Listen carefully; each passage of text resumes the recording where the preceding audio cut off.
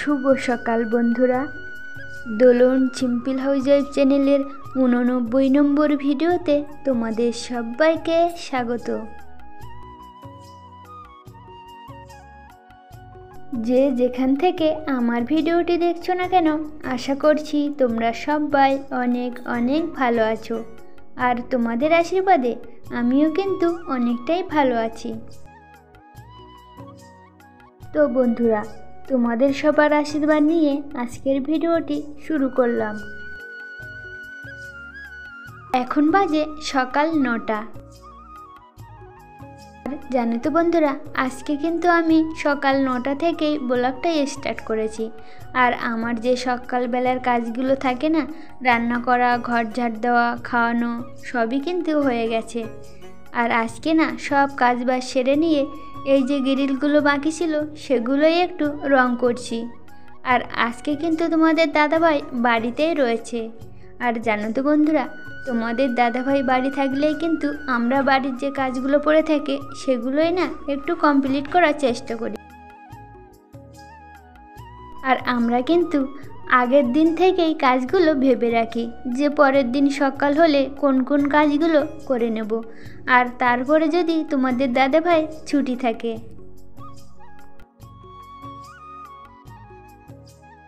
আর তোমরা তো আমার আগের দিনের একটা ভিডিওতে দেখেছিলে যে ওই রান্নাঘরের জানালাগুলো পরিষ্কার করে রং লাগিয়েছিলাম। তো জানো তো, সেদিন না এগুলো আর রং করা হয়নি। ভাইফোঁটার দিন কিন্তু রবিবার ছিল, তোমাদের দাদা ভাইয়েরও ছুটি ছিল।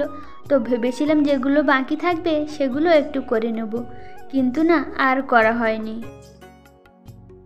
তো বন্ধুরা, আমি তো বারান্দার গ্রিলে রং লাগাচ্ছিলাম, আর এদিকে তোমাদের দাদাভাই না ঘরের জানালার গ্রিলে রং লাগাচ্ছিল।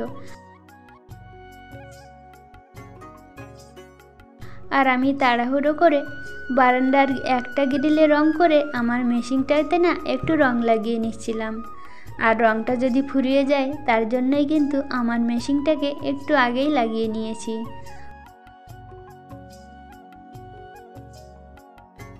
আর আমার এই মেশিনের স্ট্যান্ডটা কিন্তু লোহার, আর নিচের দিকে ঘর মুছতে গেলে একটু জল লেগে যায়, তার জন্যই না নিচের দিকটাতে একটু জং পড়ে গেছিলো, তাই ঘষে নিয়ে রংটা লাগিয়ে নিলাম।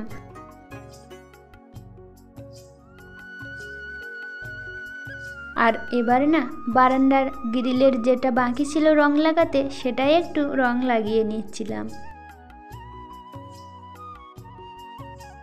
আর জানো তো বন্ধুরা, এই রংটা না তোমাদের দাদাভাই সেই ভাইফোঁটার দিনে কিন্তু এনেছিল যে এই ধারের গ্রিলগুলো একটু লাগিয়ে নেব, কিন্তু আজকে তো রং করছি। আর জানো তো, ঘরের ভিতরের ওই যে জানলাটা তোমাদের দাদাভাই লাগিয়েছিল, আর বারান্দার গ্রিলে লাগানোর পরে না রংটা পুরো শেষ হয়ে গেছে, আর অল্প একটুখানি ছিল। তো ভাবলাম ঘরের গ্রিলটাতে দিয়ে শেষ করে দিই, তাই দুজন মিলেই কিন্তু এই ঘরের জানলার গ্রিলগুলোতে একটু লাগিয়ে নিচ্ছিলাম। এখন কিন্তু আমাদের রং করা কমপ্লিট হয়ে গেছে। আর বাইরে না মেয়ে কোথায় গেছিল তাই একটু খুঁজছিলাম, তো দেখো পাশের বাড়ি পুচকিটার সাথে না খেলতে গেছিল, এবার বাড়ি এসে খেলা করছে।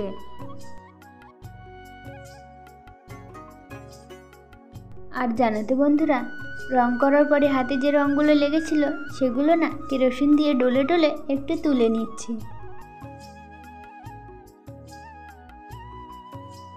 আমি কিন্তু কেরোসিন দিয়ে সব রঙটাই তুলে ফেলেছি। আর এবার না তোমাদের দাদাভাই রঙগুলো তুলে নিচ্ছিল কেরোসিন দিয়ে। আর জানো তো বন্ধুরা, তোমাদের দাদাভাই কিন্তু সকালবেলা থেকে অনেক কাজ করেছে। এই বাজার করা, তারপর আমাদের ঘরের পিছনে না অনেকগুলো কাঠ ছিল, সেগুলো কিন্তু সব গুছিয়ে গুছিয়ে বাড়িতে এনে দিয়েছে।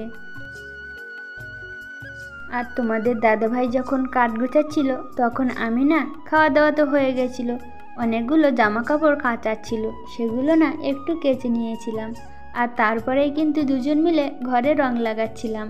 আর এখন দেখো হাত ধুতে ধুতেই একটা দই ব্যাপারী এসেছিল, তাই সবাই মিলে দই কিনে খাচ্ছিলাম। আর জানো তো বন্ধুরা, এই কাকুটা না বাড়ির গরুর দুধ দিয়েই কিন্তু দই পাতে। দোকান থেকে দই কিনে আনলে এতটাও ভালো লাগে না যতটা এই কাকুর দই টেস্টি হয়।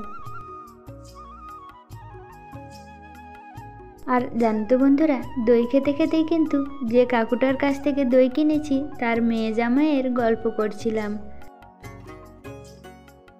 ওই কাকুটার জামাই নাকি তোমাদের দাদাভাইয়ের সঙ্গেই পড়াশুনো করত, আর সেই গল্পই আমরা দুজন মিলে করছিলাম।